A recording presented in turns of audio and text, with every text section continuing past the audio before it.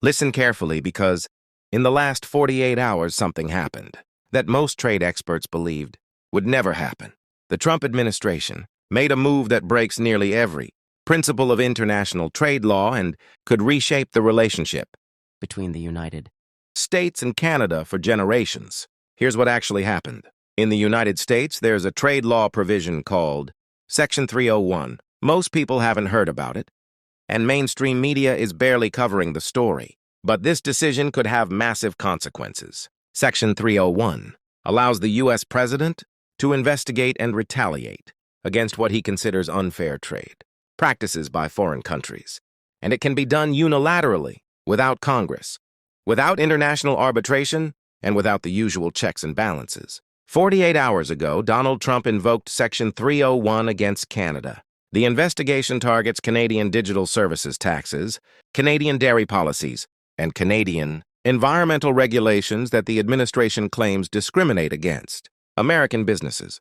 But here's the key part. The investigation alone allows the president to impose tariffs of up to 60% on nearly any Canadian export, 60% tariffs on lumber, aluminum, automobiles, energy, and it didn't stop there. At the same time the investigation was announced, the administration coordinated additional executive actions, freezing certain Canadian assets in U.S. banks, suspending visa processing for Canadian business travelers, and threatening to revoke security clearances for American companies working with what they call non-compliant Canadian firms. In other words, this isn't normal trade pressure. This is economic warfare. Now here's where things took an unexpected turn. Canada's new Prime Minister, Mark Carney, who had just taken office, and whom many in Washington assumed would be easy to pressure, responded within 6 hours. Not through a spokesperson, not through a press conference. Carney went on national television and addressed Canadians directly. Looking straight into the camera, he said something no Canadian leader has said to an American president in over a century. Canada will not be bullied. Canada will not be threatened. And Canada will not allow a reckless American administration to destroy the livelihoods of Canadian workers for political theater. But that was only the beginning. What Carney announced next shocked trade experts. He invoked Canada's Critical Infrastructure Protection Act, a rarely used law that allows the government to restrict any resource considered critical to national security. And he immediately designated several things as critical infrastructure. Canadian energy exports to the United States, Canadian mineral resources used by American technology companies, Canadian water resources in the Great Lakes region, and Canadian airspace used by American airlines to reach Europe and Asia, and Canadian airspace used by American airlines to reach Europe and Asia. In simple terms, Carney just placed his hand on a switch that controls a major portion of the American economy, and he made it clear that if the U.S. moves forward with Section 301 tariffs, Canada could turn that switch off. Energy is the first major pressure point. Canada supplies roughly 4 million barrels of oil per day to the United States, about half of all U.S. oil imports. Entire American regions depend on that supply. The Northeast, the Midwest, and the Pacific Northwest. Homes are heated with it. Factories run on it. Transportation systems depend on it. For decades, Canadian governments treated this energy relationship as untouchable.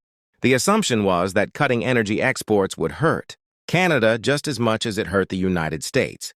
But Carney challenged that assumption. Over the last 5 years, Canada quietly diversified its energy markets, building pipelines to the Pacific coast, signing long-term contracts with Asian buyers, and expanding domestic refining capacity. So when Carney announced that Canadian energy exports to the United States would now face immediate review and possible restriction, it wasn't an empty threat. Markets reacted instantly. Within 3 hours of his address, oil futures jumped 12%. Natural gas futures climbed 18%. American utility companies began warning about supply disruptions. Governors in Michigan, Wisconsin, Minnesota, and Montana began urgently calling the White House. Trump entered this confrontation believing the United States held all the leverage because it has the larger economy. Carney reminded him that size doesn't matter when the other side controls resources you can't live without. And energy is only the first domino. Canada is also one of the world's largest producers of critical minerals essential for modern technology, lithium for batteries, cobalt for electronics, rare earth elements for smartphones and military equipment, and potash used in American fertilizers. The U.S. military-industrial complex depends heavily on these supplies. Carney announced a review of export permits for these. Strategic Minerals and noted Canada has been discussing alternative supply chains with European and Asian partners. That announcement triggered alarm in the Pentagon. Then there's the third pressure point, Canadian airspace. The most efficient flight routes between the United States and both Europe and Asia pass directly over Canada. If those routes were restricted, flights could require 2 to 3 additional hours, burn significantly more fuel, and in some cases become economically unviable. Every major U.S. airline relies on those routes. American Airlines, United, Delta, along with cargo flights that keep supply chains moving and military aircraft traveling to NATO bases. Carney announced a full review of airspace agreements. The airline industry immediately sounded the alarm. Airlines for America warned that even partial restrictions could cost U.S. airlines $40 billion annually. That means flights becoming hundreds of dollars more expensive, longer travel times, and slower delivery of goods. Then came the reaction from financial markets. The Dow Jones fell 800 points in one day. The S&P 500 recorded its worst trading session in 6 months. Energy stocks dropped between 15% and 22%. Airline companies lost a third of their market value. Manufacturing companies dependent on Canadian inputs saw their shares collapse. Major banks lost hundreds of billions in market capitalization as investors realized that if the trade war escalates, the entire North American financial system could face serious risk. Meanwhile, Canadian markets stabilized after the initial shock. The Canadian dollar strengthened, energy stocks surged, and the Toronto Stock Exchange ended the day higher. Investors around the world looked at the situation and concluded something unexpected. Canada might actually hold the stronger position. Trump launched an economic attack, and markets responded by betting on Canada. The political consequences inside the United States could be just as serious. Trump expected to gain political points by appearing tough on trade, but the states most affected by Canadian trade are also the states crucial to his political survival: Michigan, Wisconsin, Pennsylvania, and Minnesota. Michigan alone conducts more than $100 billion in annual trade with Canada. Hundreds of thousands of American jobs depend on that relationship. When Carney announced his countermeasures, governors from these states didn't rally behind Trump. They panicked. Business groups began demanding de-escalation. A poll conducted yesterday found 68% of Americans oppose tariffs on Canada. In states bordering Canada, opposition rises to 74%. For ordinary Americans, the potential consequences are direct. Heating costs in northern states could rise 40 to 60% if Canadian energy restrictions take effect. Gasoline prices could jump by $1 per gallon or more. Factories could shut down if mineral supplies are restricted. Construction could stall without Canadian lumber and steel. Farmers could face fertilizer shortages because of reduced potash imports. All of this would mean layoffs, supply chain disruptions, and higher prices across the economy. Meanwhile, Canada has been working diplomatically. In the days since the crisis began, Carney has spoken with leaders across Europe, Asia, and Latin America, building support against what many see as American economic pressure. Canada has already expanded trade cooperation with the European Union, Japan, South Korea, and others to diversify supply chains. And there's another complication, the legal one. Trade lawyers argue that invoking Section 301 in this situation may violate both international trade rules and the USMCA trade agreement, the very agreement negotiated during Trump's presidency.